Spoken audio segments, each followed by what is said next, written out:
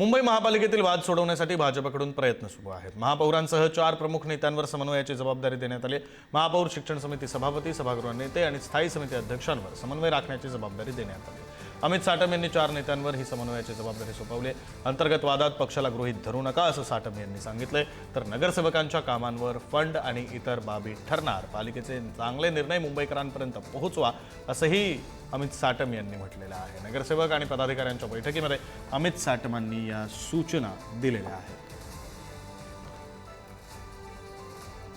प्रतिनिधी सुशांत पाटील फोन लाईनवरून जोडले गेलेले आहेत, सविस्तर तपशील देत आहेत। सुशांत, आपण मुंबईतील वादाची सध्या जोरदार प्रमाण आहे तर मुंबईच्या महापौर आपण बघितलं तर राजकीय सुरुवात करतो। भाजपमध्ये अंतर्गत गटबाजी काढण्याला अशा पद्धतीने उठाव झालेली आहे। त्याचमुळे कुठेतरी हा वाद सोडवण्यासाठी भाजपकडून प्रयत्न करण्यात येतोय आणि ती जबाबदारी कोणाकडे दिली ते महापौर, शिक्षण समिती सभापती, सभागृह नेते आणि स्थायी समिती अध्यक्षांवर आता समन्वय राखण्याची जबाबदारी दिलेली आहे। काल आपण बघितलं तर कालच्या बैठकीत मोठी खडाजंगी पाहायला मिळाली।